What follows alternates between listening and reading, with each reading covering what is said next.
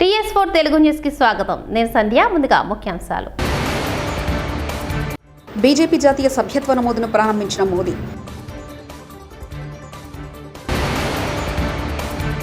వరద ప్రాంత ప్రజలకు అందుతున్న సహాయ చర్యలపై మీడియాకు వివరిస్తున్న సీఎం చంద్రబాబు.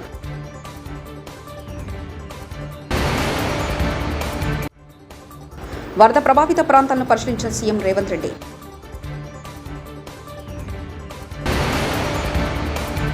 భారీ వర్షాలపై ప్రభుత్వం ముందస్తు చర్యలు తీసుకోవడంలో విఫలం జగదీష్ రెడ్డి.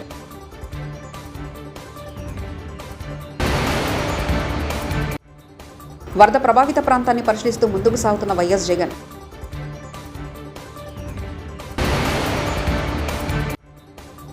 నాగార్జున సాగర్కు భారీ వరద, 26 క్రస్ట్ ప్లేట్లు ఎత్తి నీటి విడుదల.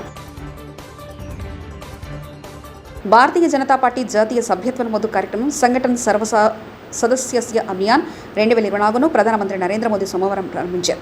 ఢిల్లీలోని బీజేపీ ప్రధాన కార్యాలయంలో జరిగిన ఈ కార్యక్రమంలో పార్టీ జాతీయ అధ్యక్షుడు జేపీ నడ్డా, హోంమంత్రి అమిత్ షా, రక్షణ మంత్రి రాజ్నాథ్ సింగ్, ఇతర అగ్రనేతలు పాల్గొన్నారు. తెలంగాణలో భారీ వర్షాల నేపథ్యంలో వరద ప్రభావిత ప్రాంతాలను సీఎం రేవంత్ రెడ్డి సందర్శించారు. సోమవారం రోడ్డు మార్గంలో పర్యటించిన ఆయన కుసుమాంచి మండలంలో పాలేరు రిజర్వాయర్ వద్ద పరిస్థితిని సమీక్షించారు. వరద ప్రభావానికి దెబ్బతిన్న వరి పొలాలను పరిశీలించారు. ఆయన వెంట డిప్యూటీ సీఎం బట్టి విక్రమార్క, మంత్రులు ఉత్తమ్ కుమార్ రెడ్డి, కోమటిరెడ్డి వెంకరెడ్డి, పొంగులేటి శ్రీనివాసరెడ్డి తదితరులు పాల్గొన్నారు.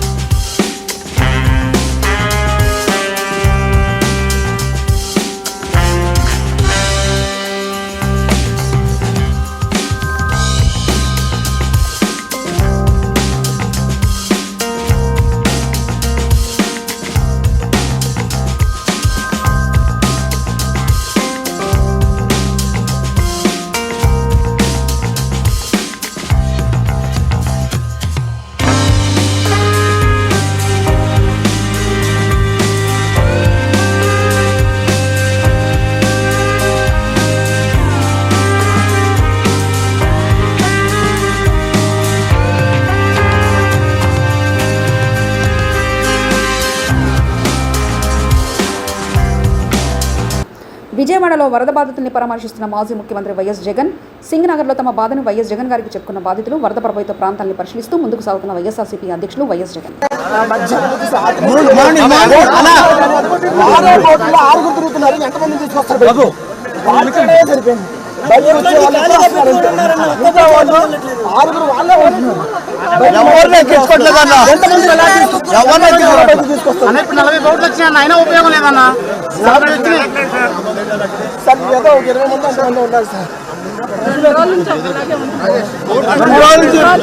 ఇబ్బంది పడుతున్నారు.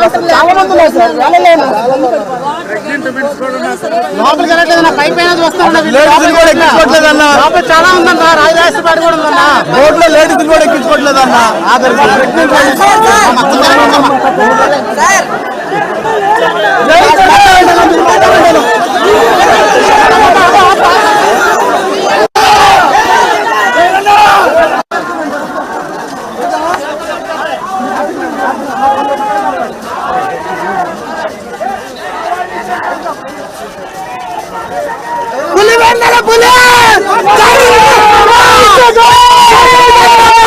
నాగార్జున సాగర్ జలాశయం పూర్తిగా వరద ప్రవాహం కొనసాగుతుంది. దీంతో సాగర్ జలాశయం 26 క్రస్ట్ ప్లేట్ల ద్వారా నీటిని దిగువకు విడుదల చేశారు.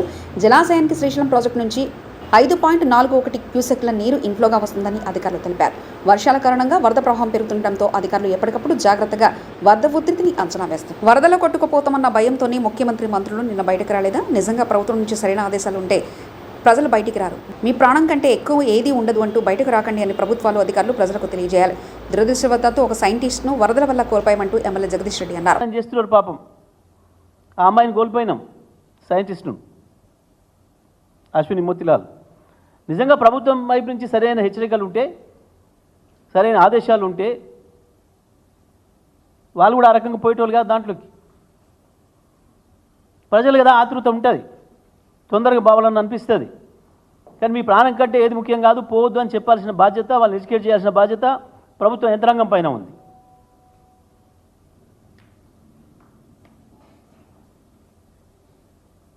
వాళ్ళు దాంట్లో నుంచెళ్ళి అడుగుతున్నారు ప్రజలు. సరే ఈ వరదలలో కొట్టుకుపోతామనే బయటకు రాలేదా ముఖ్యమంత్రి మంత్రులు అని చెప్పి ప్రజలు అడుగుతున్నారు. అధికారులు మంత్రులు క్షేత్రస్థాయిలో పర్యవేక్షించి నష్ట నివారణ చర్యలు చేపట్టడం, నేషనల్ డిజాస్టర్ ఫోర్స్ను ఏర్పాటు చేసి 8 యూనిట్స్గా విభజించి అత్యవసర పరిస్థితుల్లో సహాయం అందించే విధంగా అందుబాటులో ఉంచాం. విపత్తుల నిధుల ద్వారా 5,000 కోట్ల రూపాయల నష్టం జరిగిందని, దీనికి ప్రధానమంత్రి సహాయం చెల్లించాల్సిందిగా కోరుతున్నాం. ప్రజలు ఆందోళన చెందాల్సిన అవసరం లేదు. పూర్తి స్థాయిలో ఆదుకోవడానికి మంత్రులు, అధికారులు అందుబాటులో ఉంటారు. నష్టపరిహారం అధికారులు ప్రత్యేక నివేదిక అందజేయాలి. ఈ వరద సమయంలో బురద రాజకీయాలు చేయకండి. నా సూచన, మీరు బురద రాజకీయాలు చేసిన తర్వాత మా కోమటిరెడ్డి గారు లేకపోతే మా మంత్రుల ఛానల్లో వాస్తవాలను మాట్లాడాల్సి వస్తే అది మీకు వినడానికి కూడా మీకు బాధ కలుగుతుంది. నేను ఇక్కడనే అబద్ధాలు చెప్తే మా వాళ్ళు నిజాలు ప్రజలకు చెప్పాల్సిన పరిస్థితి వస్తుంది. కాబట్టి దయచేసి బురద రాజకీయాలకు స్వస్తి పలకండి. ఇప్పుడు రాజకీయాలు చేసే సందర్భం కాదు. అందరం క్షేత్రస్థాయిలో పర్యటనకు వెళ్లాల్సిన సందర్భము, క్షేత్రస్థాయిలో ప్రజలకు అండగా ఉండాల్సిన సందర్భము. మీకు బెయిల్ వచ్చిందంటే 20 మంది మేలు వేసుకొని ఢిల్లీ పోవడానికి మీకు సమయం ఉంటుంది. కానీ ప్రజల కష్టాల నుండి చనిపోతే విపక్షమా, ప్రతిపక్షమా, పార్టీకేలా, లేకపోతే స్వచ్ఛంద సంస్థలకు సంబంధించిన వాళ్ళ, ఇప్పుడే నేను వస్తుంటే వెంకయ్య నాయుడు గారు మాజీ ఉపరాష్ట్రపతి ఈరోజు తెలంగాణ రాష్ట్రానికి వాళ్ళకున్న ఎన్జిఓ నుంచి టోటల్గా వాళ్ళు 5 లక్షల రూపాయలు, 10 లక్షల రూపాయలు ఈరోజు తెలంగాణ రాష్ట్రానికి ముఖ్యమంత్రి సహాయ నిధికి నిధులు ఇవ్వడం జరిగింది. ఇది ప్రజల పట్ల వాళ్ళకున్న ఒక బాధ్యత, నిబద్ధత. 10 లక్షల రూపాయల, 20 లక్షల అనే దానికంటే ఎవరైనా బాధ్యత కలిగిన వాళ్ళు ఇప్పుడు జరిగిన సంఘటనలలో ప్రజలకు నష్టపోయిన వాళ్ళను ఆదుకోవడానికి ముఖ్యంగా మేము మీకు అండగా నిలబడతాము. మీ కష్టాన్ని మేము గుర్తించము, మీ కష్టాన్ని తీర్చడానికి మేము సహాయాన్ని అందిస్తామని ఇట్లాంటి సంఘటనలు వారు ఉదాహరణగా వెంకయ్య నాయుడు గారు ముందుకొచ్చి రాష్ట్ర ముఖ్యమంత్రి సహాయ నిధికి నిధులు ఇచ్చినందుకు ప్రత్యేకంగా తెలంగాణ ప్రజల తరఫున వారికి కృతజ్ఞతలు తెలియజేస్తున్నా. ఈ విధంగా స్వచ్ఛంద సంస్థలు కానీ, కార్పొరేట్ సంస్థలు కానీ ఎవరైనా సహాయం అందించదలుచుకున్న వాళ్ళు రాష్ట్ర ప్రభుత్వానికి, ముఖ్యమంత్రి సహాయ నిధికి ఇస్తే ప్రజలకు మాకు ఇంకా మేలైన సౌకర్యాలు అందించడానికి వీలవుతుంది. అదేవిధంగా ప్రతిపక్ష నాయకులు కూడా కొంతమంది చాలా విషయాలు మాట్లాడుతుంటే ఈ సందర్భం కాదు కాబట్టి ప్రస్తావిస్తలేదు. తెల్లవారుజామున 3 గంటల వరకు వరద ప్రభావిత ప్రాంతాల్లో సీఎం కృష్ణలంక, ఇబ్రాహీంపట్నం, ఫెర్రై, జూపడి, మూలపాడు ప్రాంతాల్లో పర్యటించిన సీఎం జూపిడి మూలపాడులో ఇళ్లలోకి నీరు వచ్చి చేరడంతో రోడ్లపైకి వచ్చిన జనం అర్ధరాత్రి సమయంలో కూడా బాధితుల వద్దకు వెళ్లి సమస్యలు తెలుసుకుంటున్న చంద్రబాబు అందరికీ ఆహారం, నీళ్ల సరఫరా చేస్తామన్న సీఎం ఇబ్బందులుంటే ప్రభుత్వం ప్రకటించిన టోల్ ఫ్రీ నంబర్ 112 లేదా 1070 నంబర్కి కాల్ చేసి సమాచారం అందించాలని సూచించారు సీఎం. ఎవరూ అధైర్యపడొద్దు, అండగా ఉంటానని బాధితులకు భరోసా ఇచ్చిన సీఎం ప్రతి ఒక్కరూ ప్రభుత్వం సూచించిన జాగ్రత్తలు పాటించాలని కోరారు సీఎం.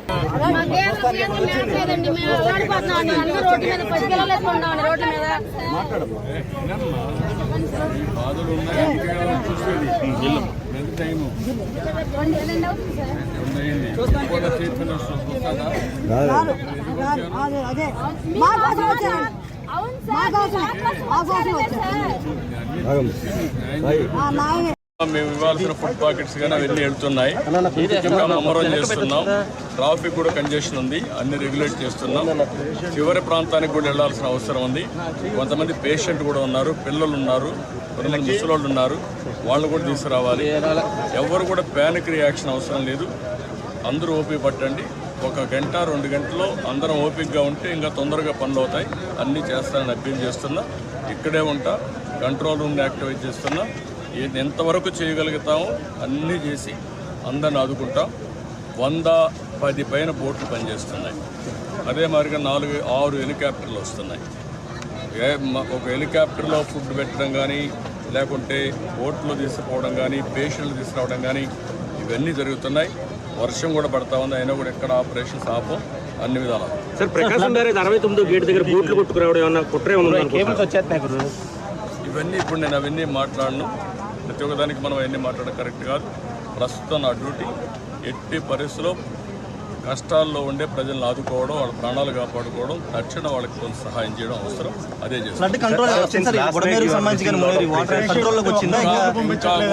మనకు ఓవరాల్గా అక్కడే ఉంది 11,40,000 క్యూసెక్స్ ఆఫ్ వాటర్ వస్తుంది. అది ఎప్పుడు రానంత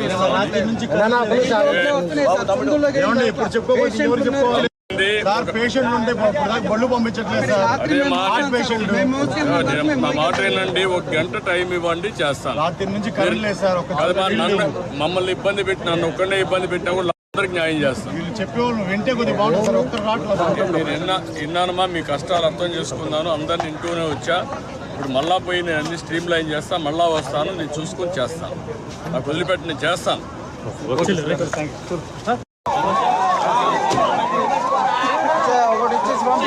ప్రకాశం ప్యాలెస్ వద్ద 70 గేట్లలో మొదటి 3 గేట్లు విరిగిపోయిన దృశ్యాలు.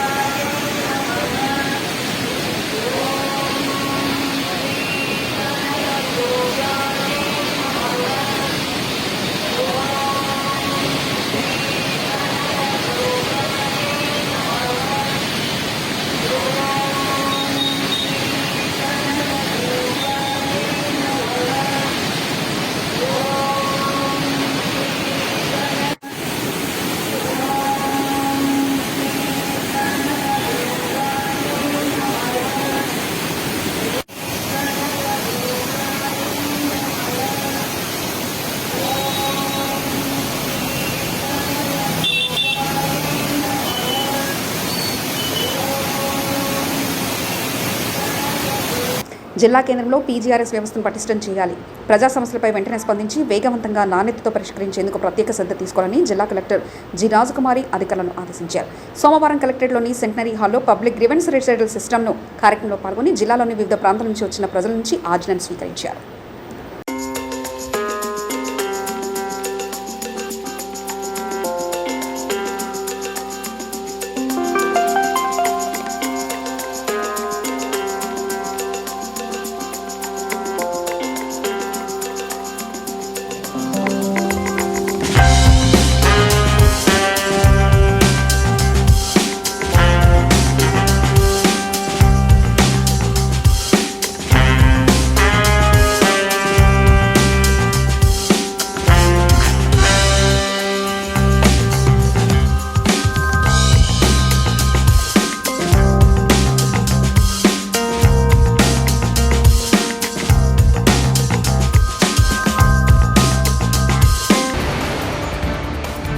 బీజేపీ జాతీయ సభ్యత్వ నమోదును ప్రారంభించిన మోదీ.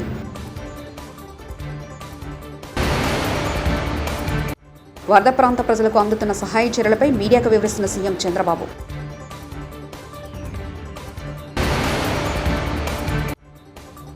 వరద ప్రభావిత ప్రాంతాలను పరిశీలించిన సీఎం రేవంత్ రెడ్డి.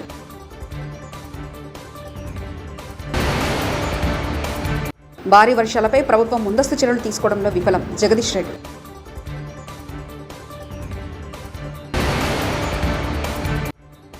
వరద ప్రభావిత ప్రాంతాన్ని పరిశీలిస్తూ ముందుకు సాగుతున్న వైఎస్ జగన్.